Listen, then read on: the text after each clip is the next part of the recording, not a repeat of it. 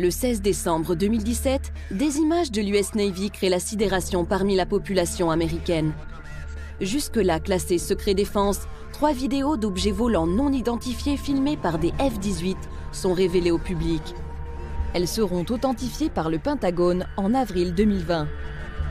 La première vidéo remonte à novembre 2004. Elle est filmée par une patrouille à proximité du porte-avions américain Nimitz. Sur ces images, un objet en forme de gélule effectue des manœuvres qui défient les lois de la physique. Ce sont les radars du navire de guerre USS Princeton qui confirment la présence de plusieurs objets ce jour-là. Une patrouille de F-18 est immédiatement envoyée sur place et filme l'un de ces objets volants non identifiés. Dans le jargon militaire et scientifique, on les appelle PAN, pour phénomènes aérospatiaux non identifiés. Dans le même temps, le très sérieux New York Times révèle l'existence d'un programme secret. Tonight, CNN has learned the Pentagon had a secretive program to research UFOs like the one Fravor spotted. The project was called the Advanced Aviation Threat Identification Program, run by an official named Luis Elizondo. Tens of millions of dollars for the project were pushed through by former Senate Majority Leader Harry Reid. I was a leader of the Senate at the time, and I went and talked to Senator Inouye from Hawaii, Senator Stevens from Alaska. They were the 2 leading members of the Appropriations Committee that determined where money would be spent for defense. They also controlled what is called the dark money, the black money, that didn't show up anyplace. It was secretive, it was classified. And so I asked them to meet in a secure room in the United States Capitol. And I said, gave them a little bit of background. I said, I want to spend some money trying to figure out what the hell is this all about. Ces révélations sont reprises par tous les médias américains. La divulgation de l'existence d'un programme secret à 22 millions de dollars pour étudier les ovnis est prise très au sérieux. Alain Juillet est l'ancien directeur des renseignements des services secrets français, la DGSE. Le fait que ce soit un sénateur américain qui ait demandé, qui ait insisté pour qu'il y ait cette enquête, montre quand même que ça correspond à une vraie problématique.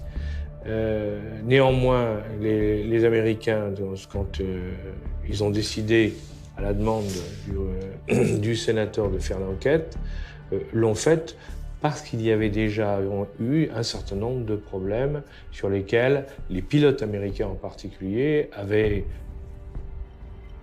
s'étaient interrogés, je dirais, les pilotes et les autres, en voyant les images de ce qu'ils avaient pu regarder. Aux États-Unis, l'affaire fait grand bruit. Et David Fravor, pilote d'un des F-18 présent lors de l'affaire du Nimitz, témoigne sur CNN à une heure de grande écoute.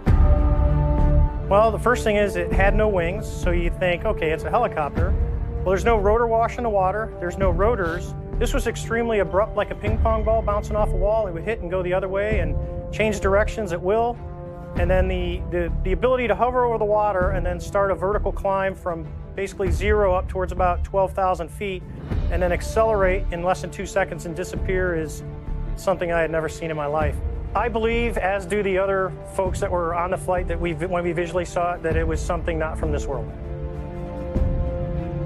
Pour les experts, ce témoignage est hallucinant et légitime les vidéos. Jusqu'ici, les militaires se gardaient bien de donner leur avis. Quelque chose venait de changer aux États-Unis. The United States military has said, okay, there's no need trying to keep all this secret. So pilots can report these phenomenon without fear of not being promoted. They can report these to their superiors. They couldn't do that before. Mais les Américains ne sont pas les seuls à étudier le sujet de façon sérieuse. À travers le monde, de nombreux pays ont créé des organismes ou des programmes de recherche sur les phénomènes aérospatiaux non identifiés. En France, la commission Sigma 2 examine les cas les plus crédibles comme celui de l'affaire Nimitz. Donc on a essayé de reconstituer ce qui a été observé lors des exercices navals qui se déroulaient entre le Nimitz, Princeton, etc. Du 10 au 13 novembre 2004, un certain nombre d'observations répétitives d'échos radars, 8 à 20, observés au-dessus des îles Catalina, sur une trajectoire sud, à 80 000 pieds et à peu près 100 nœuds. Donc 100 nœuds, c'est une vitesse qui est extrêmement basse pour un avion et qui plus est à des altitudes de ce niveau. Créé en 2013, Sigma 2 est constitué de pilotes de chasse, d'ingénieurs, de militaires et même d'astronautes, dont le français Jean-François Clairvoy. Pierre Bescon, lui, est l'ancien directeur du site de Kourou en Guyane, où sont lancées les fameuses fusées Ariane. Je ne suis pas du tout d'accord avec certains scientifiques, par exemple, qui disent oh bon, tout ça c'est des bêtises. Non, si on fait des observations qui sont avérées avec des gens qui ont l'habitude d'observer, comme les pilotes par exemple de chasse, qui voient des choses et c'est pas n'importe quoi ce qu'ils ont vu, si on ne comprend pas, on range l'information sur une étagère en attendant d'avoir une compréhension scientifique un peu meilleure de certains phénomènes physiques, en attendant de pouvoir travailler correctement sur le sujet. Mais on ne dit pas c'est des bêtises. De mon point de vue, ça n'a pas de sens. Quand on dit faut-il croire aux ovnis, aux phénomènes aérospatiaux identifiés, le sujet n'est pas là. Il y a des recherches qui se font sur le sujet. ECHO, donc, qui sont répartis de façon uniforme au nombre de 14 sur une distance d'à peu près 100 miles, avec des altitudes variant de 28 000 pieds jusqu'à 500 pieds. Et ces informations donc, sont corrélées entre les différents radars. Sigma 2 travaille en étroite collaboration avec le très officiel Centre national des études spatiales français, le CNES, et plus précisément l'une de ses branches, le GEPAN, groupe d'études et d'informations sur les phénomènes aérospatiaux non identifiés. Depuis plus de 40 ans, il tente d'élucider l'origine de certains ovnis. Le GEPAN est à charge de collecter, d'analyser et d'informer par rapport à des observations qui ont été faites par des témoins sur le sol français.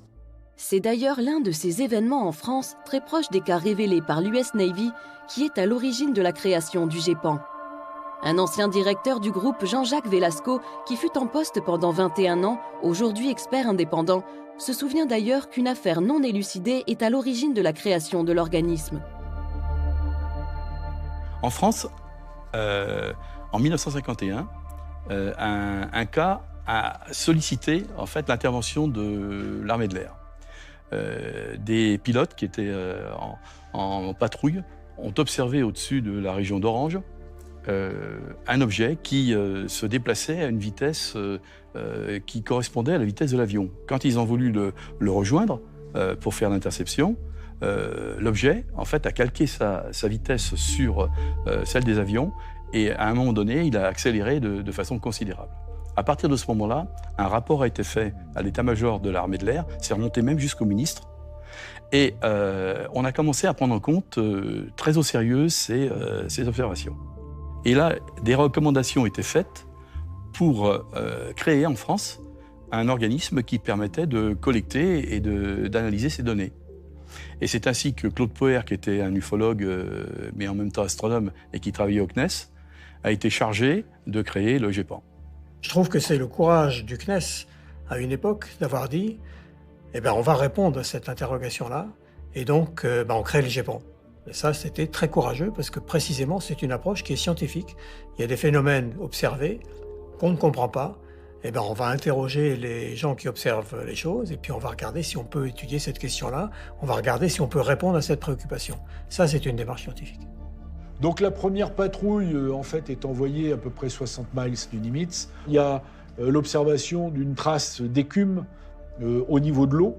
L'un des F-18 donc, va engager une manœuvre de descente rapide au contact de cette zone d'écume. Et donc l'objet décrit comme un grand tic-tac va changer de position et va grimper. Donc voilà, il y a une manœuvre qui pourrait sembler intelligente. Bon, suite des opérations, ce n'est que la troisième vague de F-18 qui, elle, est équipée de caméras infrarouges, qui va rallier le point, qui va en faire ces fameux enregistrements. Voilà. Et derrière les images, ce sont surtout les commentaires stupéfaits des pilotes de l'US Navy qui interpellent.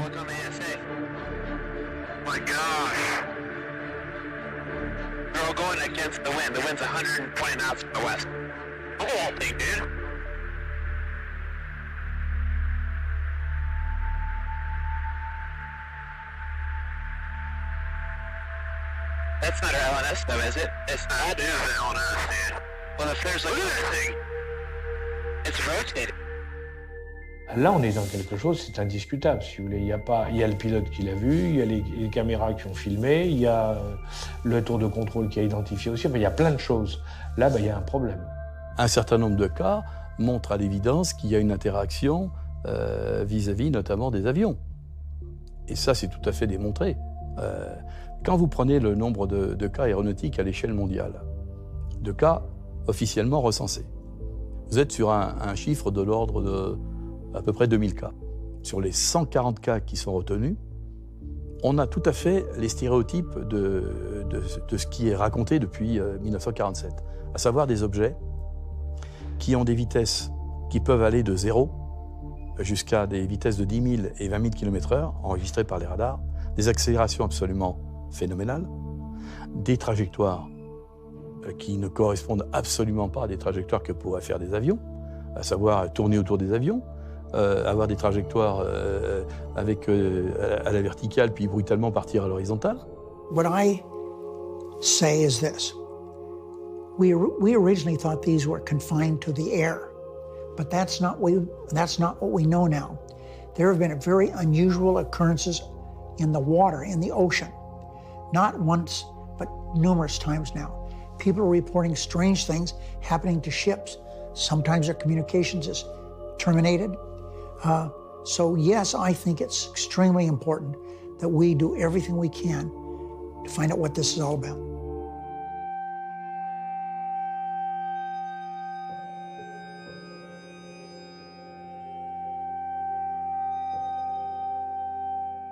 Périodiquement, le ministère de l'Air, le Pentagone américain et les forces armées américaines s'intéressent aux objets non identifiés parce que régulièrement, il y a des alertes qui les font se poser des questions. Et pour les militaires, c'est très inquiétant parce que lorsque vous êtes militaire, vous avez besoin de savoir ce que vous avez en face. Donc si vous avez quelque chose que vous ne maîtrisez pas, que vous ne comprenez pas, évidemment, il est logique qu'on essaie de comprendre, donc de lancer des commissions d'enquête et d'essayer de savoir ce qui a pu se passer dans les cas qui ont été observés. Et ces inquiétudes ne datent pas d'hier. Depuis la fin de la Seconde Guerre mondiale, les autorités américaines ont lancé plusieurs commissions d'enquête sur ces phénomènes. En particulier, le projet Blue Book, autrefois dirigé par le célèbre astronome Joseph Allen Hynek. Ce scientifique ne croyait pas aux ovnis. Mais au bout de plusieurs années d'études, il a fini par douter, et même par valider la réalité de ces phénomènes inexplicables.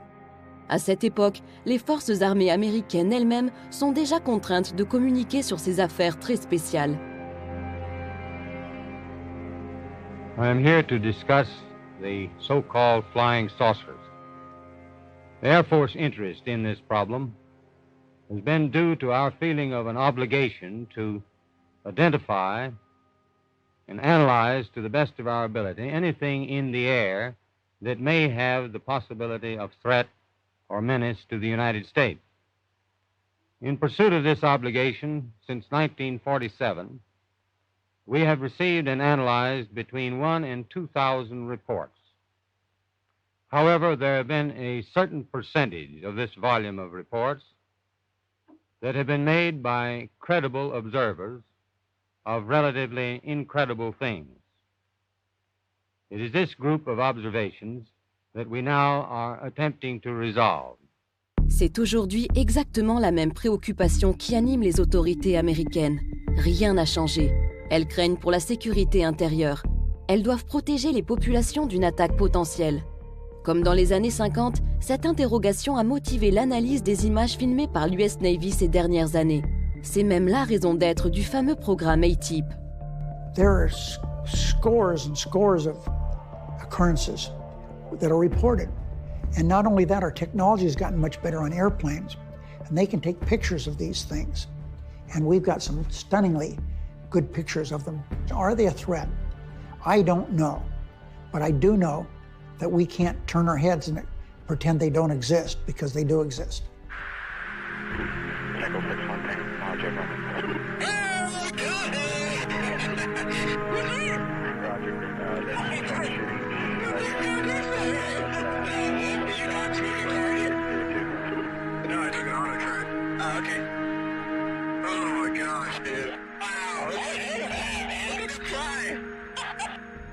Après la Deuxième Guerre mondiale, beaucoup de gens ont pensé, les Américains pensaient que les Russes étaient derrière les objets volants non identifiés en disant eh bien, si les Russes ont trouvé de nouvelles technologies et les utilisent pour nous espionner. Si c'était un pays, un des pays qu'on cite, les grands pays, si vous voulez, c'est-à-dire les États-Unis, la Russie ou la Chine, depuis le temps qu'il y a eu des incidents, on aurait eu une fuite quelque part qui aurait dit oui, ça correspond à ça. Or, il n'y a eu absolument aucune information qui est sortie là-dessus, confirmant ou infirmant d'ailleurs que c'était des Russes, des Américains ou des Chinois. Donc moi, je n'y crois pas. Je pense que c'est autre chose. Autre chose, mais quoi? Si les instances au placé se posent des questions, des civils aussi cherchent. C'est justement la vocation du MUFON. Ce réseau de scientifiques et d'ingénieurs collecte depuis les années 50 une masse de témoignages sur l'ensemble du territoire américain. Il a même une antenne en France. Il dispose aujourd'hui d'un maillage considérable, un réseau d'enquêtes réparti dans chaque État. Le MUFON est pris très au sérieux, y compris par le gouvernement. C'est même l'un de leurs rapports qui a suscité l'intérêt du sénateur Harry Reid et motivé la création du fameux programme ATIP. Based on the information in the MUFON database, that information was used to justify to Congress funding for the Advanced Aerospace Threat Identification Program, which is what was revealed in the December 16, 2017 Times front page article about the Pentagon's secret UFO development. It was the MUFON data that was used to justify getting that program in place. 10 years later, when the story broke on the front page of the New York Times, that was really the beginning of disclosure, in my opinion, for this being a real phenomenon and for people paying attention to it. Divulgation. Le mot est lâché. Cette révélation est-elle involontaire ou organisée? En effet, depuis le 16 décembre 2017, des officiels militaires ou politiques font des apparitions régulières dans les médias. Opération de communication, ça c'est indéniable. On peut difficilement imaginer qu'aux États-Unis, des militaires, des anciens du Pentagone, etc., communiquent de façon totalement libre, débridée, sans qu'il y ait eu, je dirais, un certain cadrage. À partir du moment où vous avez une campagne de communication par des professionnels et qui explique effectivement ce genre de choses, le moins qu'on puisse dire, c'est qu'au minimum, c'est une sensibilisation de la population américaine. Au minimum. Hein. Ça peut être aussi la préparation à une nouvelle réalité, c'est-à-dire qu'un jour, on leur dise, ben oui, ça existe et voilà comment c'est. On les aura préparés à ça. Imaginez simplement qu'on nous dise, ben écoutez, maintenant on est sûr de nous, on a la preuve que notre monde est également visité par d'autres mondes, où il y a des passages entre plusieurs mondes qui se font, autant vous dire que ça va quand même créer un vrai problème au niveau... Ça va faire réfléchir beaucoup de monde, parce que ça veut dire qu'on rentre dans autre chose. Et une problématique où il y a effectivement il y a des risques qu'on ne maîtrise absolument plus. A priori, ils sont gentils, mais on n'en sait rien, et de toute manière, on ne maîtrise rien. Alors, donc là, donc ça veut dire qu'on est avec quelque chose qu'on ne maîtrise pas. Or, vous savez que l'être humain, surtout aujourd'hui, déteste se trouver dans des situations où il ne maîtrise pas, il ne contrôle pas la situation. C'est visiblement ce que pensent aussi les experts américains du MUFON. Paul Hynek est très bien placé pour le savoir. Il est le fils du directeur du fameux programme Blue Book qui fut dirigé par Joseph Allen Hynek dans les années 50 et 60. Il baigne dans les rapports depuis son enfance. Il perçoit lui aussi une véritable rupture dans la politique de communication des autorités américaines. The disclosure of the existence of the ATIP program, Advanced Aerial Threat Identification Program, and the recent disclosures about what the Navy has seen and admitted that they've been seeing for an over 9-month period UFOs every day almost, and they can't explain them, and frankly, they need some help. That's rather startling.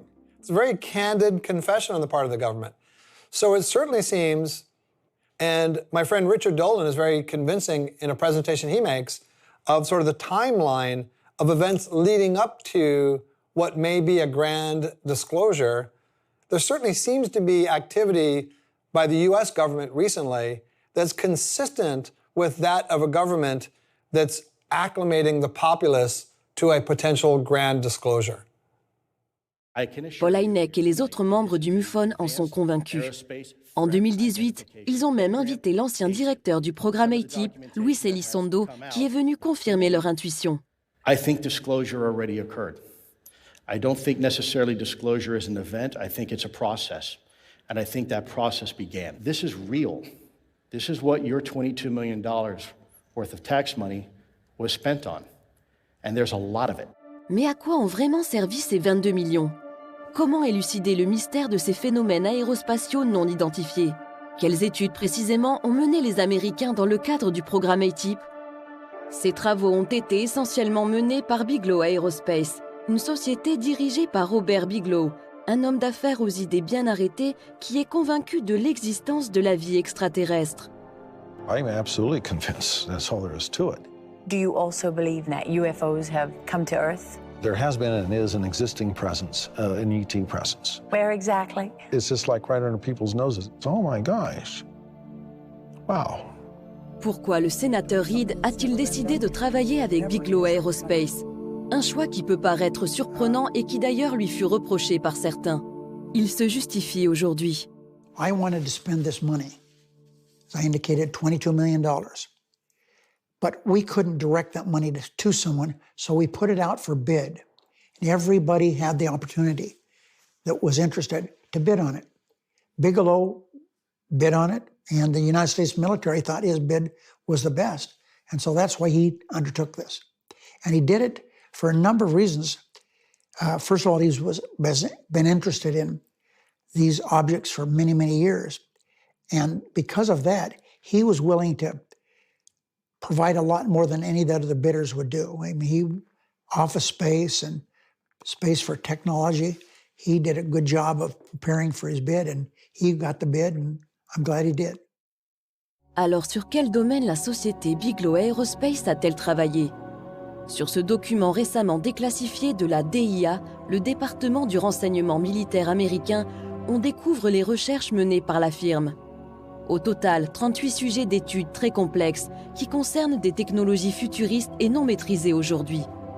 Par exemple, l'antigravitation, la propulsion nucléaire dans le spatial, la recherche des trous de verre permettant de pénétrer des univers parallèles, l'énergie négative ou encore la magnéto-hydrodynamique.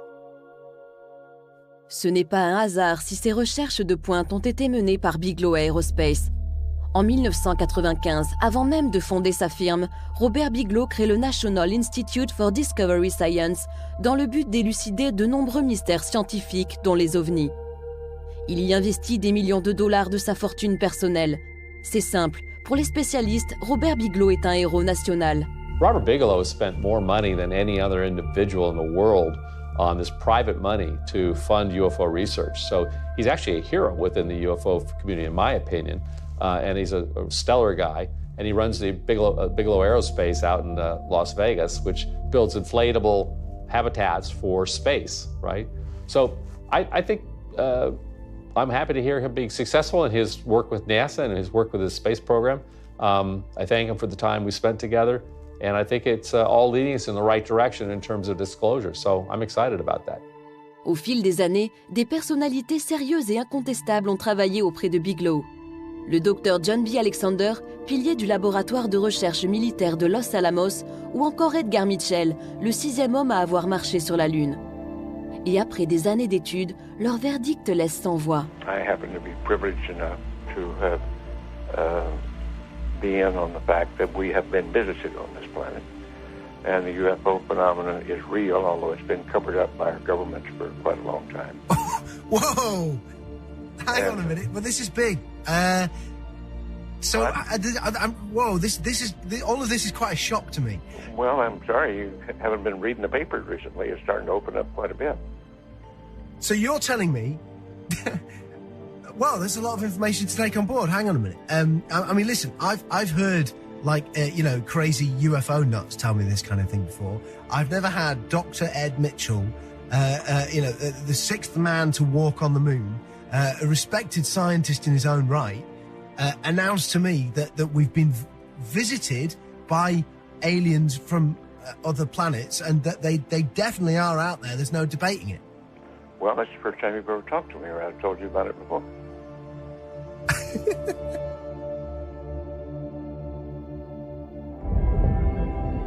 Et pour Edgar Mitchell, comme pour d'autres spécialistes, le nucléaire aurait un lien très étroit avec le phénomène.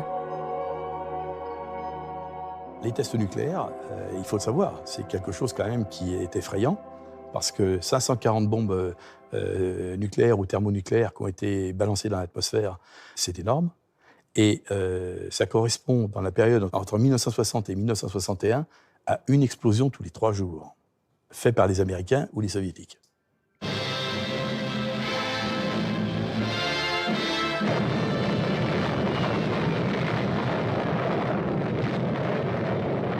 This is atomic energy. Dès 1949, il y a déjà des indices selon lesquels il se passait des choses tout à fait surprenantes en termes de localisation de ces phénomènes. Les sites stratégiques nucléaires, en particulier, étaient survolés. Lors de 2 commissions secrètes qui ensuite ont été divulguées au public, Edward Teller, donc, qui était le conseiller scientifique de la Maison-Blanche, participait, et il était père de la bombe atomique. Il expliquait qu'il y avait des survols des sites nucléaires, en particulier Oak Ridge, où on fabriquait le plutonium, les bases de lancement, White Sands, Sandia, Roswell, où il y avait les bombardiers atomiques qui partaient, enfin bref, tout un ensemble d'éléments qui montraient qu'il y avait des survols. For example, I learned that a number of our missile bases in the Midwest, Dakotas up that way, that they had been shut down. They would come out at night, almost always at nighttime, and they would look up and see these objects in the air, and it shut off all the communications in the missile site. It didn't happen once, it happens quite a few times. L'un des cas les plus troublants se déroule en 1967 au-dessus de la base de Malmstrom dans le Montana. Nous avons retrouvé l'un des derniers témoins de ces événements. Comme les autres témoins, il a gardé le silence pendant 30 ans avant que l'affaire ne s'ébruite finalement. Le lieutenant Robert Salas était en charge du lancement des missiles nucléaires Polaris. It was an underground facility, about 60 feet underground. My commander's name was Fred Mywald. We were taking turns staying on alert status, and sometime in the evening, I get a phone call from my topside guard. We had 6 guards upstairs. And he said that he'd been seeing strange lights in the sky, flying very fast, stopping in midair and reversing course. He couldn't hear any engine noise, strictly lights in the sky. But they were very strange lights. He didn't think they were airplanes. He was screaming into the phone, babbling, telling me that there was some orange, reddish light hovering above the front gate. And he had all the guards out there with their weapons and asked me what he should do. And of course, I was shocked by this report. He was obviously frightened.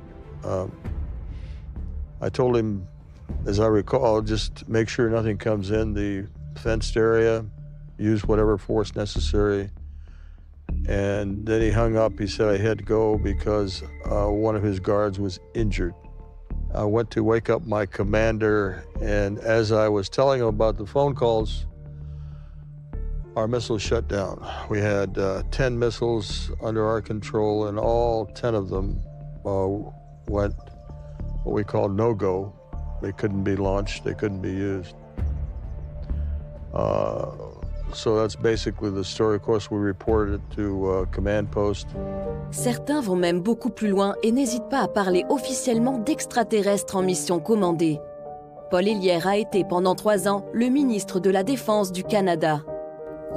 During the Cold War, 1961, there were about 50 UFOs in formation flying south from Russia to across Europe. And the Supreme Allied Commander was very concerned and about ready to press the panic button when they turned around and went back over the North Pole.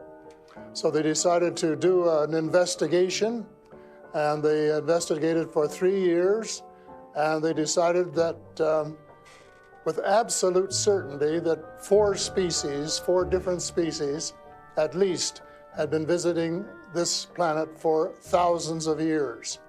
So that's, we have a long history of UFOs, and of course, there's been a lot more activity in the last few decades since we invented the atomic bomb, and they're very concerned about that and the fact that we might use it again. And because the whole cosmos is a unity, and it affects not just us, but other people in the cosmos, they're very much afraid that we might be stupid enough to start using atomic weapons again, and this would be very bad for us and for them as well. Lui, il dit clairement, les extraterrestres existent, ils sont là, ils sont venus nous empêcher, etc. Moi, j'en suis pas là. Je dis simplement qu'il y a des phénomènes, des objets qui sont contrôlés et qui nous mettent en face d'un certain nombre de choses. Est-ce que c'est un signal? Je dirais simplement sur le plan scientifique, pour que les choses soient très claires. Nous, on est capable aujourd'hui, avec des satellites, de détecter des explosions de supernovas qui se trouvent à des dizaines d'années-lumière. Pourquoi une civilisation qui serait plus en avance que nous n'aurait pas la capacité de détecter des explosions nucléaires qui se produisent sur Terre? Parce que l'explosion nucléaire, elle est dans le spectre électromagnétique, elle comporte tous les éléments du spectre électromagnétique. Ça va dans tout le domaine du spectre des micro-ondes, en passant par les ultraviolets et les infrarouges. Donc, par conséquent, ce signal, qui est un signal artificiel, il peut être détecté de très loin. Et est-ce que ce serait en relation, effectivement, avec le fait qu'il y a eu énormément d'observations qui ont été faites au-dessus des sites nucléaires? La question demeure. En France, Michael Vaillant, expert data consultant auprès du GEPAN depuis plus de 12 ans, fait clairement le lien entre apparition d'OVNI et survol d'installations civiles et militaires en France dans une étude qu'il a publiée sous l'égide de l'Université de Toulouse. On a travaillé avec le laboratoire de mathématiques de Toulouse. On a fait une étude mathématique en 2015 qui a permis de montrer qu'il y avait une significativité statistique importante entre la répartition des phénomènes inexpliqués et les centrales nucléaires, mais aussi avec les sites pollués. Alors on peut s'interroger effectivement sur la nature de l'intelligence qui est responsable de ces observations, et on peut s'interroger dans ce cas-là aussi, pourquoi il y aurait des intelligences extraterrestres qui viendraient observer comme ça des sites nucléaires ou des sites pollués. C'est assez, a priori, ce serait assez étrange et savoureux. Que ce soit pour surveiller les humains qui jouent avec le feu nucléaire ou pour toute autre raison, ils sont désormais de plus en plus nombreux, politiques, ingénieurs, chercheurs, à oser parler clairement d'une intelligence non humaine. I can't speak on behalf of the government. Obviously, I'm not in the U.S. government anymore. My personal belief is that there is very compelling evidence that we may not be alone, whatever that means. The reason we had so much secrecy is people acknowledged that they couldn't understand what it was all about. And rather than make people afraid, they just ignored it, hoping it would go away. But it hasn't gone away. And now they're being forced to do something about it because there are so many occurrences now, because people who are flying airplanes are no longer afraid of telling people what they saw. Ceux qui le prennent le plus au sérieux aujourd'hui, ce sont les scientifiques, parce qu'ils disent qu'il y a quelque chose. D'où viennent-ils, hein, et comment fonctionnent-ils? C'est ça qui est intéressant. C'est pas imaginable autrement que par des technologies qui sont bien plus en avance que la nôtre. Donc on n'est pas en capacité de le faire, ça veut dire que ça vient d'ailleurs. Et si ça vient d'ailleurs, ben, ça vient de l'espace, obligatoirement. Une intelligence qui viendrait de l'espace. Ce qui faisait sourire la communauté scientifique pendant de longues années devient aujourd'hui un vrai sujet. Et pour cause, en 25 ans seulement, les astronomes ont découvert l'existence de 4000 exoplanètes. Des planètes pour certaines semblables à la Terre qui pourraient clairement abriter des formes de vie intelligentes. Et pourquoi pas une civilisation plus avancée que la nôtre.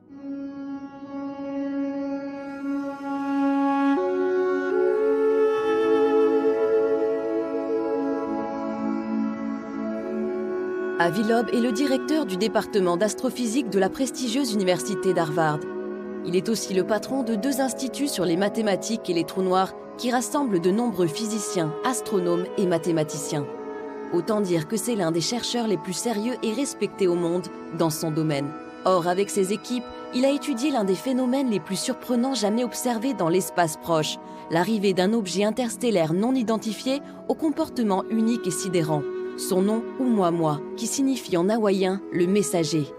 Oumuamua was discovered on October 19th, 2017. It was the very first object that we identified near the Earth that originated from outside the solar system. And it was clear that it's unbound to the sun because it moved too fast near the Earth. At first, astronomers thought that it's a rock, an asteroid, or perhaps a comet. So it was monitored only for 1 week, and then it was realized that it has some strange properties. For one thing, as it spun around every 8 hours, it changed its brightness by a factor of 10.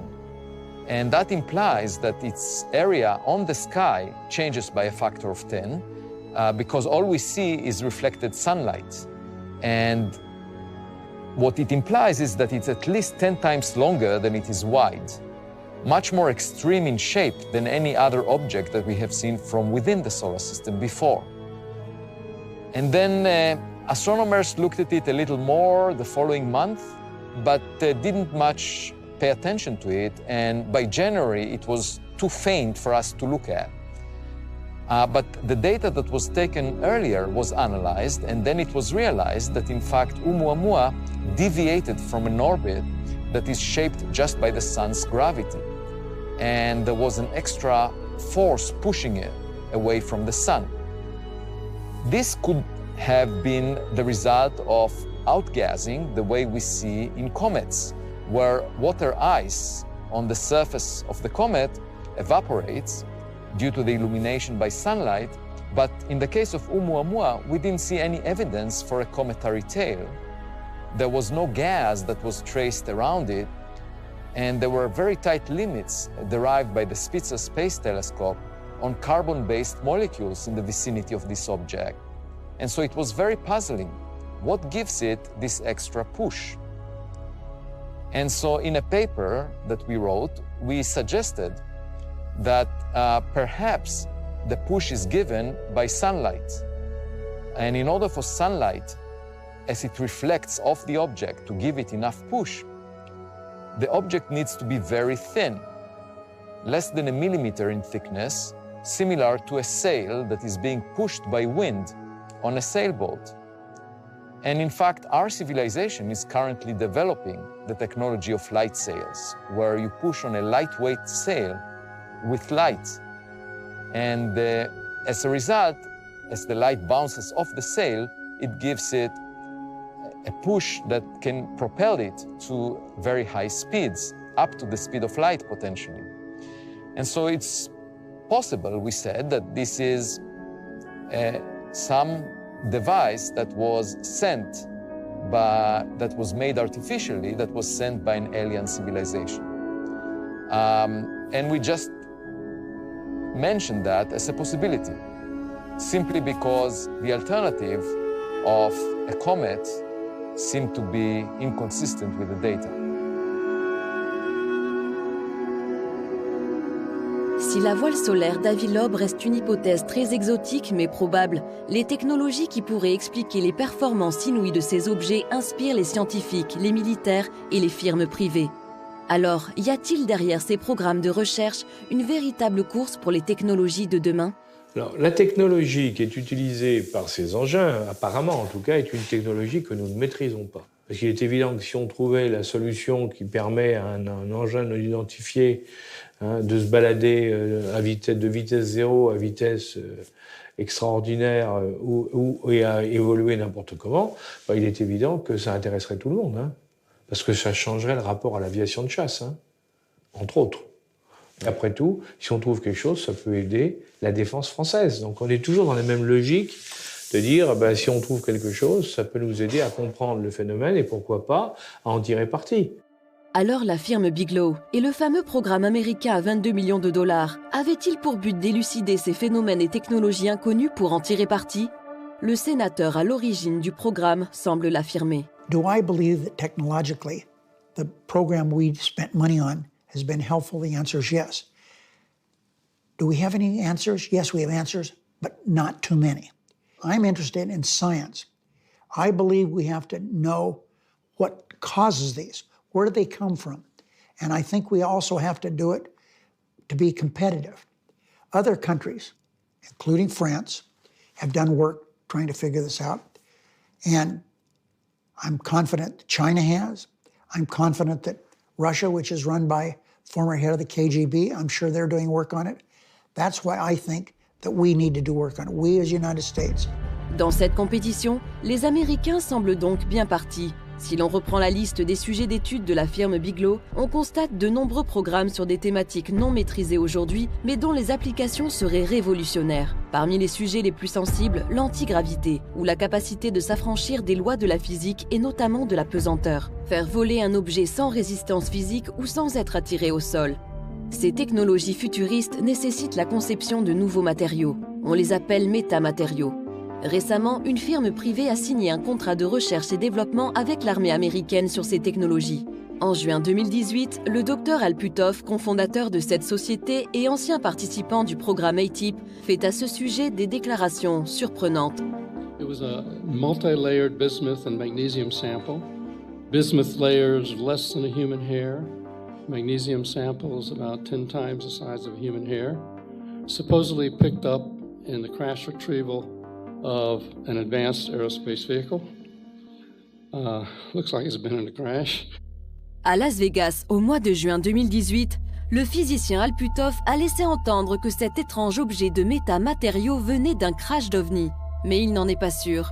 Puthoff et son collègue, le docteur Eric Davis, sont sur le point d'identifier un ensemble de petites pièces qui semblent au-delà de tout ce que l'humanité peut fabriquer. Cet échantillon a été créé par des couches plus fines que des microns, via un processus inconnu sur Terre et dans un but que nous pouvons seulement supposer. Nowhere could we find any evidence that anybody ever made one of these. When we talked to people who, in the materials field who should know, they said, we don't know why anybody would want to make anything like this. Il n'est donc plus seulement question de comprendre l'origine des ovnis, mais bien d'en tirer parti. Ces métamatériaux présenteraient ainsi des propriétés exceptionnelles qui pourraient s'avérer très utiles et très rentables. They definitely have metamaterials. You know, I've seen the photographs of it. I've talked to them about that. They're trying to figure out how they operate. It appears that if you put a frequency into these materials, they actually can levitate. I mean, that's what I'm being told. I haven't seen it. I don't know the details behind it, but they're trying to understand exactly how these are created. It's a bismuth kind of a material, and it's stratified. So it's new stuff to us, and we're trying to figure out how it works. Ces savoir-faire pourraient aussi nous permettre de résoudre l'équation écologique et lutter contre le réchauffement climatique. Energy and propulsion systems are two things right away, because there seems to be this sort of tantalizing promise of limitless, free, environmentally impact-free energy that we could tap into, whether it's anti-gravity or something beyond even photonic propulsion, teleportation, or something of that nature, such that we could sort of master the physical universe in ways that we can't even dream so far, which would move us well past fossil fuels and solar energy and nuclear power to limitless, abundant energy for all that can do things so far beyond what we're able to do now. Maîtriser de nouvelles technologies, apporter des solutions écologiques radicales, de véritables défis pour tous les gouvernements, mais aussi un enjeu pour l'humanité. The fundamental question is, are we alone? And the second question, if we find that we are not alone, are we the smartest kids on the block? There might be civilizations that are far more advanced than we are, and they have technologies that we could potentially develop, but over a very long time. And when we establish contact or see evidence for those civilizations, the evidence will shock us. It would just be like a caveman looking at a cell phone and trying to interpret it as a piece of rock. A very advanced technological civilization is a good approximation to God. It can do things that we cannot imagine. And so we could learn a lot from such an encounter.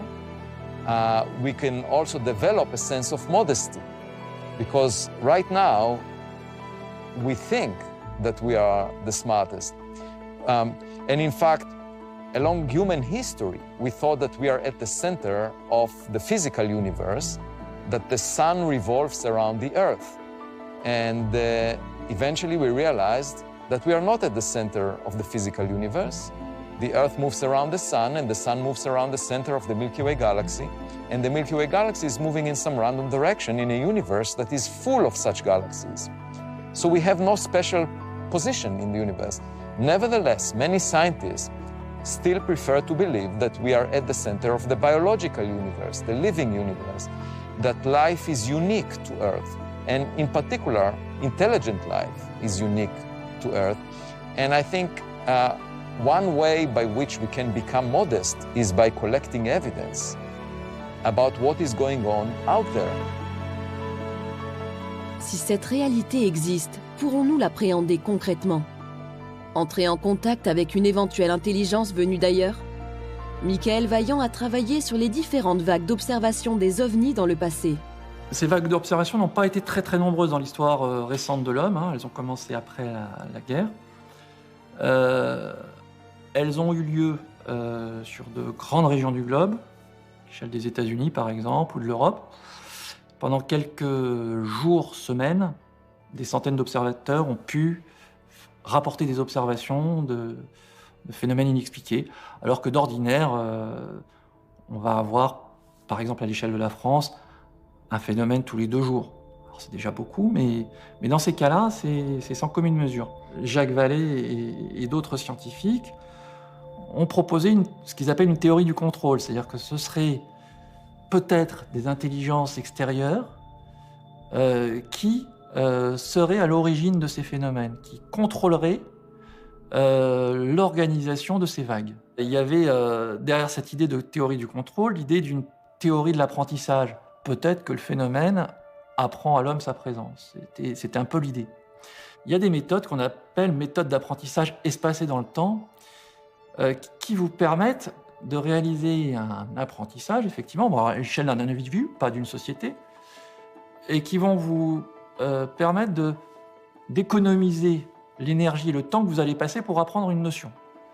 C'est-à-dire, je suis très feignant, je veux apprendre une liste de mots, eh ben, je veux économiser mon énergie. Plutôt que de répéter bêtement cette liste de mots de façon séquentielle tous les jours, je vais petit à petit espacer le temps entre mes apprentissages.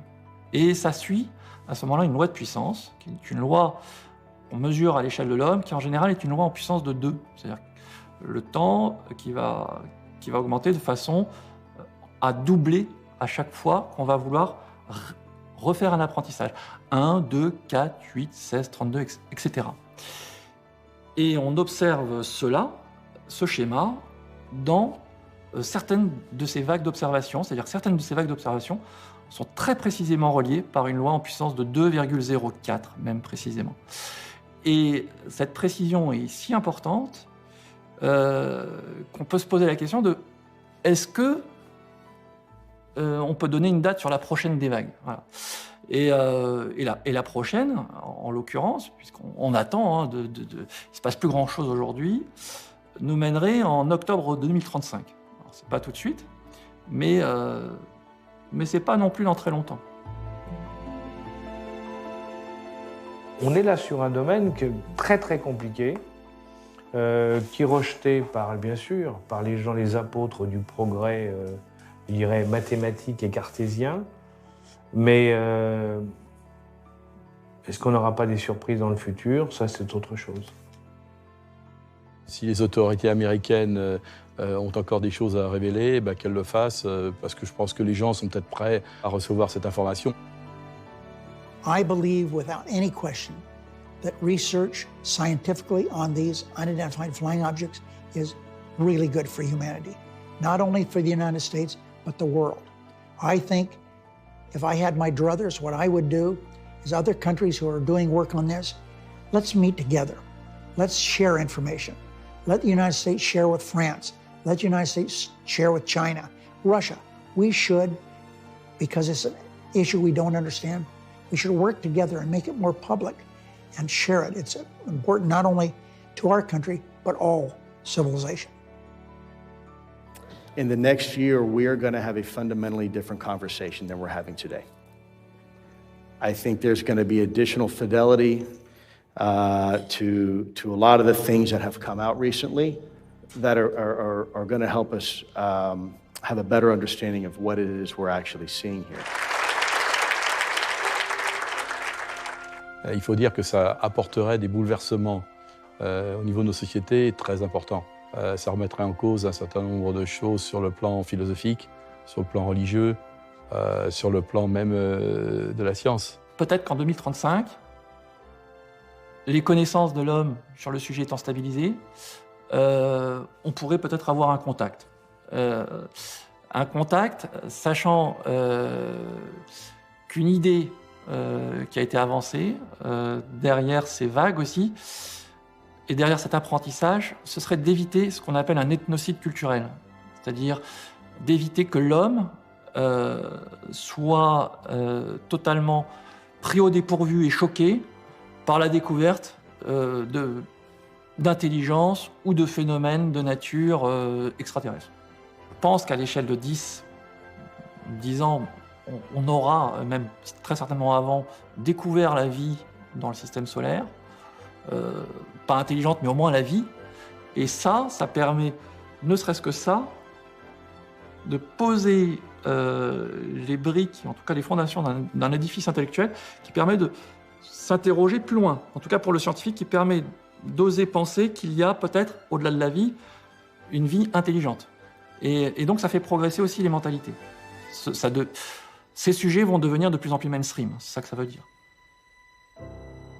There are more Earth-like planets that are habitable in the observable volume of the universe than there are grains of sand on all beaches on Earth.